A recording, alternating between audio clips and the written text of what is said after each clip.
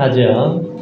순간의 선택이 미래를 결정한다. 순간의 선택이 미래를 결정한다. 이번 이 국회의원 선거 투표를 통해서 나도 한 사람을 선택해서 꼭 투표를 잘 해야 됩니다. 네. 그래야 우리 나라의 미래를 결정하게 되는 아주 중요한 시간들이에요. 자, 루치아노 파바로티는 세계적인 테너 성악가로 많은 사람들의 동경을 받고 있습니다. 우리나라에도 몇 번 와서 공연을 했지요. 근데 그는 어려서 축구를 굉장히 좋아했어요. 그리고 성악, 노래하는 것도 좋아하고. 그래서 이 두 가지를 굉장히 좋아했는데 어머니는 체육 교사가 되기를 원했고 아버지는 성악가가 되기를 원했어요. 그래서 두 가지를 공부를 시켰습니다. 성악가가 되도록 좋은 선생님을 만나서 공부도 하고 교육도 하고 또 사범학교를 졸업하고 교사로서의 준비도 했어요. 자, 어느 걸 선택을 해야 되는데 굉장히 고민이 생겼습니다. 그래서 아버지에게 이거 고민이 생겼는데 어떻게 하면 좋겠습니까? 그랬더니 아버지가 야, 두 개의 의자를 놓고 두 의자에 앉으려고 그러면은 중간에 나가 떨어지게 된다. 네가 하나를 잘 선택해야 된다. 그래서 결국은 그가 성악을 선택해서 아주 세계적인 성악가가 되었다는 것입니다. 자, 씨를 뿌리는 농부는 씨를 뿌리는 목적이 뭐예요? 가을이 되면은 열매를 맺는 거잖아요. 자, 하나님은 우리가 이 신앙생활을 하면서 원하는 하나님의 소원이 있어요. 그것이 뭐냐면 지옥 갈 영혼을 살려서 구원해서 하나님의 백성이 되도록 만드는 것이다. 자, 하나님은 죄로 인해 지옥 갈 영혼을 살리시기 위해서 예수님을 보내셔야 돼요. 예수님을 보내시는 그 계획을 세우셨는데 그 계획을 이루기 위해서 우상 집안의 아들 누구를 부르셨어요? 아브라함을 부르셨어요. 아브라함을 불러서 하나님이 약속을 합니다. 네가 갈대우르 본토 친척 아버지 집을 떠나면은 내가 너를 큰 민족을 이루고 복의 근원이 되게 하시고 너를 창대하게 만들어 주시겠다고 그랬어요. 굉장한 기대감을 가지고 출발을 했는데 5년, 10년, 15년이 지나도 아들이 없어요. 하나도. 그래서 야, 이거 어떻게 된 거냐. 아브라함 마음에 회의가 들어왔죠. 그래서 하는 말이 뭐냐면 하나님, 우리 집에 좀 엘리에셀이 후계자가 되었으면 좋겠습니다. 이 엘리에셀이 상속자가 되고 후사가 되었으면 좋겠습니다. 그랬더니 하나님께서는 아니라는 거예요. 그는 너의 후사가 될 수가 없고 내 몸에서 난 자가 후사가 될 것이다. 그래서 시청각 교육을 하세요. 하나님이. 야, 밖으로 한번 나와보래요. 그래서 밖에 나왔더니 하늘을 한번 쳐다봐라. 밤하늘에 수많은 별들이 쫙 보이는데 너의 후손이 이와 같이 될 것이라는 거예요. 그리고 이제 또 세월이 흘렀는데 시간이 지나면 지날수록 마음이 조급해집니다. 왜냐하면 이제 사라도 뭐 이제 90이 다 돼가고 아브라함도 이제 100세가 다 돼가니까 사라가 이제는 믿지를 못하겠는 거예요. 그래서 오늘 2절에서 그런 말씀을 하세요. 여호와께서 나의 생사를 허락지 아니하셨으니 원컨대 나의 여종과 동침하라. 내가 혹 그로 말미암아 자녀를 얻을까 하노라. 자, 하나님의 말씀을 듣고 쫓아가던 아브라함이 이제 중대한 결정을 해야 돼요. 여종 하가를 취해서 아들을 낳을 것이냐, 하나님의 말씀의 약속을 기다려야 될 것이냐. 자, 그런데 사라의 말을 들어버렸습니다. 사라의 종 하갈과 동침을 했어요. 잉태했습니다. 하갈이 잉태하자마자 이 여자가 말이죠. 주인을 무시하고 멸시하기 시작하는 거예요. 그래서 사라가 아브라함에게 말합니다. 나의 받는 욕은 당신이 받아야 마땅하도다. 내가 나의 여종을 당신 품에 두었거늘 그가 자기가 잉태한 줄 깨닫고 나를 멸시하니 당신과 나 사이에 여호와께서 판단하시기를 원한다 그랬어요. 그랬더니 아브라함이 그대 여종은 당신 수중에 있으니까 당신이 알아서 하라고 재량권을 다 맡겼어요. 그랬더니 이 사례가 말이죠. 열을 받으니까 막 하가를 막 무시하고 막 야단을 치더니 결국은 쫓아내버렸습니다. 그래서 하갈이 도망을 갔어요. 자, 하갈을 통해서 태어난 아들의 이름이 뭐예요? 이스마엘이지요. 이스마엘이 태어났습니다.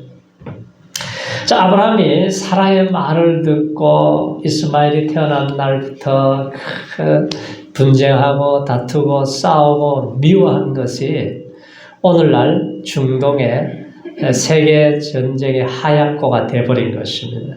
해결되지 않은 문제. 날이 갈수록 골이 깊어지고 상처가 커져갑니다. 이스라엘과 하마스와의 전쟁, 또 헤즈볼라와의 전쟁이 이게 끊임없이 언제 끝날지 몰라요. 계속되고 있습니다. 저들은 말해요. 유대인의 한 명을 지중해에 쳐넣을 때까지 우리는 싸우겠다는 거예요.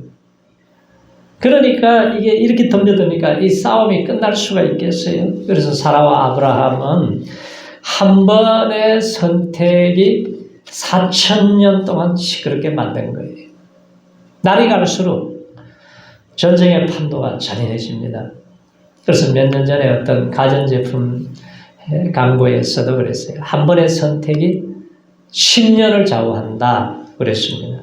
자, 아브라함 사라의 한 번의 선택이 인간의 욕심으로 잘못 선택한 것이 4,000년을 좌우하게 되고 주님 오실 날까지 이 전쟁은 계속 된다는 것을 생각하면은 내가 신앙생활 하루하루 해나가는 것이 한 번의 삶이 얼마나 중요한가 하는 것을 우리에게 가르쳐주고 있습니다. 자, 여기서 우리가 몇 가지 생각할 수 있는데, 그래서 내 생각인지 하나님의 생각인지 분별을 해야 돼요. 네? 아브라함 사라는 자녀가 없으니까 사라는 하나님의 생사를 허락지 않았다는 거예요. 그래서 여종을 취해서 인간의 방법을 쓰게 된 거죠. 자, 아브라함은 무슨 말이야? 하나님의 말씀을 기다려야지 이렇게 나와야 되는데 그냥 사라의 말을 듣고 따랐습니다. 자, 하나님은 아기를 허락지 않은 것이 아니라 90세가 되어야 하나님의 시간이 되어야 이삭이 태어나지 않습니까? 그러니까 하나님의 생각하고 인간의 생각은 다른 거예요. 그래서 우리가 하나님의 생각을 너무 앞질러 갈 때가 있어요. 자, 하나님의 생각은 다른 데 있는데 이 착각한 것이 4,000년 동안 이 땅에 고통이 오게 된 거예요. 그래서 우리가 때로는 하나님의 때를 기다릴 줄 알아요. 하나님을 우리가 조급하게 성급하게 대하지 말고 기다려야 될 때가 있다는 거예요. 베드로가 뭐라고 그래요? 살아가는 자들아, 주께는 하루가 1,000년 같고 1,000년이 하루 같은 이 한 가지를 잊지 말라고 그랬습니다. 주의 약속은 어떤 이에 더디다고 생각하는 것까지 더딘 것이 아니라 오직 너희를 대하여 오래 참으사 아무도 멸망치 않고 다 회개하게 이르기를 원하신다고 그랬습니다. 그래서 아브라함과 사라의 선택은 너무 성급했어요. 조급했습니다. 어떤 목사님이 그래요. 열심히 설교만 잘 하는 줄 알았는데 그게 아니라는 거예요. 아무리 설교를 해도 사람들의 삶이 변화가 없고 성도들 기만 커져가는 것을 보게 된다고 그래요. 기도만 잘하면 되는 줄 알았는데 회개 없는 기도는 결국은 사람들이 바리새인같이 되어버리고, 신방만 잘하면 될 줄 알았는데 신방을 해서 가려운 데만 긁어줘봐야 아무런 성숙이 없더라는 것입니다. 슈바이처가 초등학교 때 연극을 좋아해서 연극반에 들어갔어요.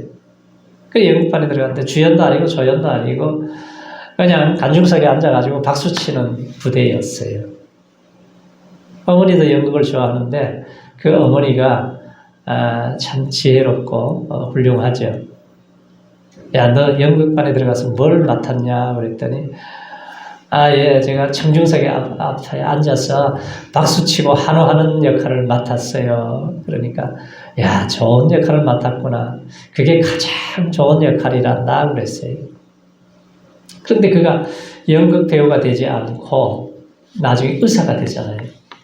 의사가 되었기 때문에 아프리카에 가서 그 의술로 많은 영혼을 살리고 치유하고 구원시키는 엄청난 큰 일을 하게 되었다는 것입니다. 그래서 우리의 생각과 하나님의 생각은 다르다는 거예요. 그래서 분별을 해야 돼요. 우리가 순간을 선택을 바로 하지 못하면 훗날에는 후회하게 되는 거죠. 자, 결혼을 앞둔 어떤 남성이 완벽한 배우자를 찾았어요. 이것저것 다니고 세계 곳곳을 다니면서 완벽한 여자를 만나기 위해서 정말 수고를 많이 했습니다. 그런데 찾지를 못했어요. 나이가 몇이 됐느냐? 70이 됐습니다. 70세가 되도록 찾지를 못한 거예요. 그 친구가 아니 그렇게도 한 사람도 없었냐 그랬더니 딱 한 사람이 있었다는 거예요. 왜 그 사람은 결혼하지 않았냐 그랬더니 또 그 여자는 완벽한 남자를 구하더라는 거예요. 그래서 결혼을 못하고 그 선택을 하지 못해서 순간순간을 다 놓쳐버리고 70이 넘었다는 거예요. 그래서 우리가 내 기준에 맞추는 게 아니라 우리가 하나님의 말씀의 기준을 맞춰야 돼요. 우리가 내 뜻이 아니고 하나님의 뜻의 기준을 맞춰야 됩니다. 그리고 이것이 내 방법인지 하나님의 방법인지를 분별을 할 줄 알아야 돼요. 아브라함 사라의 방법은 하나님의 방법이 아니죠. 자, 하나님은 아무리 나이 많아 늙었어도 아들을 주시는 기적의 방법을 선택하신 거예요. 자, 아브라함 사라는 이제 틀렸다고. 이거 우리가 이렇게 늙었는데 경수도 다 끊어졌는데 불가능하다고 생각을 했어요. 그래서 짜낸 생각이 여종을 통해서 아들을 낳으면은 종의 자식은 자기의 소유가 됩니다. 그러니까 이제 이 하가를 취해서 아들을 낳게 되면은 자기의 소유가 되니까 이제 그 방법을 선택을 했다는 거예요. 베토벤이 독일에서 한참 이름을 날리고 명성을 날릴 때에 갑자기 귀가 자꾸 안 들려요. 귀가 어두워져요. 나중에 완전히 귀머거리가 되어버렸습니다. 이거는 뭐와 같으냐면은 화가가 뭐가 그림을 그리려면 뭐가 보여야 되잖아요. 꼭 그와 안 보이는 것과 똑같은 거죠. 그러니까 음악을 하는데 들리지를 않으니까 이게 막 답답하고 너무 이게 말이죠. 스트레스가 심하니까 이렇게 해서는 내가 못 살겠다. 그래서 이제 자살하기 위해서 유서를 써내려요. 유서를 쓰고 있는데 하나님의 음성이 들려와요. 하나님의 음성이 포기하지 않으면 실패하지 않는다. 이 음성이 말이죠.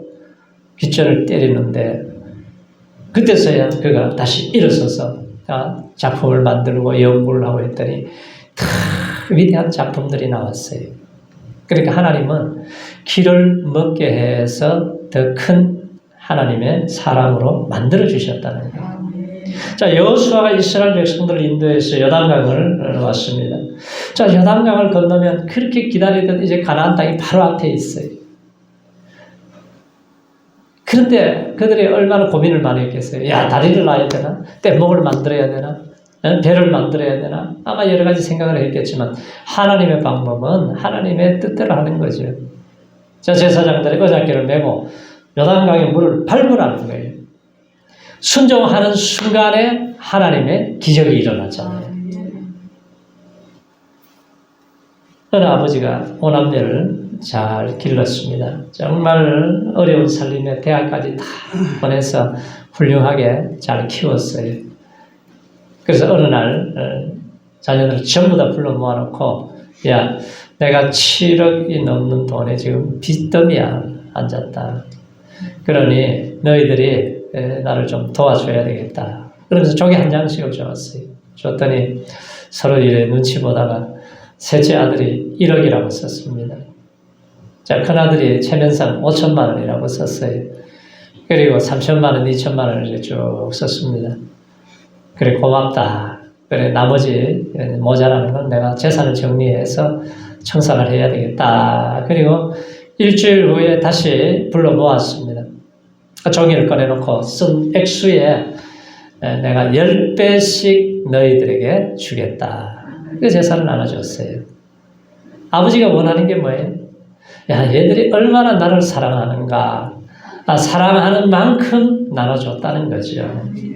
아버지 생각하고 자녀들 생각하고는 다르잖아요. 이게 종교개혁가 마르틴 루터가 비텐베르크에 이제 숨어서 지냈어요. 왜? 교황청에서 죽이려고 그러니까. 이단자로 몰아가지고 말이죠. 죽이려고 그래요. 그러니까 거기 숨어가지고 한 일이 뭐냐면 라틴어를 독일어로 성경을 다 번역하는데 완성을 했습니다. 그런데 그 성경을 번역하면서 자꾸 힘드니까 마귀의 소리가 들려와요. 마귀가 뭐라 그러냐면, 야, 교황하고 타협하면은 좋은 자리도 생기고 편안하게 살고 너가 넉넉하게 행복하게 살 수가 있을 터인데 왜 이런 죽도록 고생을 하느냐. 타협을 할까 말까 마귀가 속삭이는 이 소리에 갈등하다가 갑자기 잉크를 들어가지고 벽에다 던져버렸습니다. 사탄아 물러가라. 사탄아 물러가라 하고 잉크를 벽에 던졌는데 그 잉크가 아직도 남아있다 그래요. 그 벽에. 사탄에게 NO 하니까 하나님은 YES 하는 거죠. 이 앞에 우리가 선택의 용기가 필요한 거예요. 그리고 우리가 내 감정인지 하나님의 감정인지를 분별해야 돼요. 자, 하갈이 잉태하자 사라를 무시해요. 그래서 푸념합니다. 내 받는 욕을 당신이 받아야 된다. 내가 나의 여정을 당신이 품에 두었거늘 잉태함을 깨닫고 나서 나를 멸시하니 하나님과 나 사이에 판단하시기를 원한다는 거예요. 그러면서 아브라함은 재랑권에 다 맡겼더니 그대의 여정을 당신 마음대로 하라고 그래서 내쫓아버렸지 않습니까? 만약에 그때에 사례가 넓은 마음을 가지고 그 하갈이 좀 못돼도 품고 사랑으로 받아들이고 용서하고 잘 이스마엘을 키웠다 그러면은 오늘날 중동 전쟁은 없었을 거예요. 그런데 인간은 감정의 상처를 입으면은 이게 하염없이 폭발해 버리지 않습니까? 어떤 할머니가 결혼을 해서 첫 아들을 낳았어요. 아들을 낳았는데 남편이 군대를 가버렸습니다. 군대 갔다 휴가 나오더니 또 둘째를 임신시키고는 사라져버렸어요. 10년, 20년, 49년 동안 소식이 없습니다. 그래서 아주 죽을 고생을 하면서 두 아들을 키워서 장가도 보내고 이제 행복한 가정이 되어서 효도를 받고 살아가는데 어느 날 70세 된 영감이 집에 들어오는 거예요. 얼마나 화가 나겠어요. 나중에 알고 보니까 부대 옆에 있는 처녀를 만나가지고 결혼해가지고 두 자녀를 놓고 살다가 이게 남편이 병드니까 쫓아내버린 거예요. 쫓아내니까 갈 데는 없고 그래서 첫 번째 부인에게 찾아갔어요. 그러니까 이 할머니가 얼마나 분노가 평생 쌓여있는 것이 화가 나겠어요. 그래서 차배 집으로 돌려보내려고 소리를 치려고 그러는데 목사님 하신 말씀이 자꾸 깃전을 때리는 거예요. 하나님의 사랑은 아가페의 사랑입니다. 하나님의 사랑은 무조건적인 사랑입니다. 하나님이 당신 같은 이 죄인도 당신 같은 사람도 이렇게 용서해 주셔서 사랑해 주셨다면 당신들도 무조건 용서하고 사랑하는 것이 하나님의 사랑을 실천하는 것입니다. 자, 이 말씀이 감동이 되어서 밉지만 그 영감을 들어오세요. 그래가지고 모셔가지고 병도 치료해주고 아주 잘 모시니까 동네 사람들이 얼마나 아주 귀하게 여기고 존경하는 할머니가 되었다는 거예요. 어떤 유대인의 산모가 난산이 찾아왔습니다. 아주 막 지금 아주 죽을 지경이 됐어요. 그래서 의사가 하는 말이 산모가 죽든지 아이가 죽든지 두 사람 중에 하나가 죽어야 됩니다. 그랬더니 남편이 뭐 어쩔 줄 몰라고 그냥 안절부절하고 그러다가 랍비를 불러서 랍비가 결정해 주는 대로 하겠습니다. 그래서 산모는 내가 죽어야죠. 내가 죽고 아이를 살려달라고 모성애가 발달되니까 그래서 그렇게 요구를 합니다. 그래서 랍비가 와서 하는 소리가 아주 태어나지 않은 아이는 생명이 아닙니다. 산모를 살려야 됩니다. 그랬더니 옆에 있던 신부가 하는 소리가 아닙니다. 그러는 거예요. 산모가 죽어야 됩니다. 아이를 살려야 됩니다. 왜 그러냐 그랬더니 어머니는 죽어도 천국 가지만 아이는 아직도 하나님을 알지 못하는데 죽으면 지옥 갑니다. 그랬더니 랍비가 아닙니다. 태어나진 아이는 아직 아이는 생명이 아니니까 이 산모를 어쨌든 살려야 된다고. 그래서 남편은 랍비의 얘기를 듣고 산모를 살렸어요. 그랬더니 산모가 건강하게 회복이 해서 또 몇 년 지나니까 더 예쁜 아이들이 태어나서 아주 행복하게 잘 살았다는 거예요. 그러니까 하나님의 감정은 우리의 감정하고 다른 거죠. 구세군 교회에 높은 직분을 맡고 있던 이 허버트라고 하는 분이 6.25 전쟁 때 북한 인민군에게 잡혀가지고 감옥에 들어갔어요. 감옥에 들어갔는데 예수 믿는다고 그러니까 이 인민군 간부가 열을 받아가지고 하는 소리가 야 나는 네가 믿는 예수를 내가 멸시한다. 내가 제일 싫어하는 게 예수라고 그러면서 얼마나 핍박을 하는지 몰라요. 그러면서 내가 성경을 한 손에 들고 한 손에 권총을 들고 있는데 네가 알아맞혀봐라. 내가 맞추면은 너를 살려주지만 맞추지를 못하면은 내가 권총으로 쏴서 죽여버리겠다는 거예요. 그렇게 위협을 하면서 기도를 하라는 거예요. 그래서 허버트라는 사람이 엎드려서 간절히 하나님 앞에 기도합니다.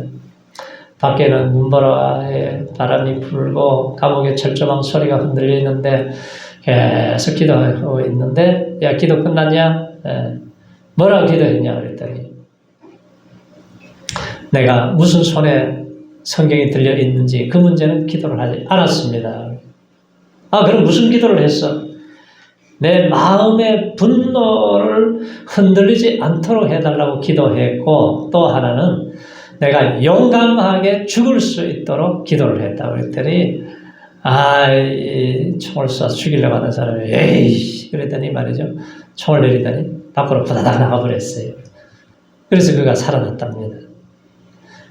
그래서 우리가 위기가 올 때 우리가 부활 신앙을 가지고 있는 사람들은 담대한 믿음이 생기는 거예요. 죽을 위기 앞에 벌벌 떨지 말고 담대해야 돼. 담대해야 돼. 그래서 우리가 중요한 일을 선택할 때는 내 기분대로 하는 게 아니라 내 생각이 아니라 하나님의 생각이 어떤지 내 감정이 아니고 하나님의 말씀이 어떤지 그래서 우리가 하나님의 말씀을 쫓아가고 하나님의 인도를 따라가고 하나님의 방법으로 우리가 갈 때에 우리가 하나님은 우리를 어디로 인도하세요? 생명의 길로 복된 길로 반드시 인도해 주시고 우리를 천국까지 인도해 주시는 하나님 그 하나님의 손을 꼭 붙잡고 날마다 동행하는 승리하는 종들이 되시기를 축원합니다. 할렐루야.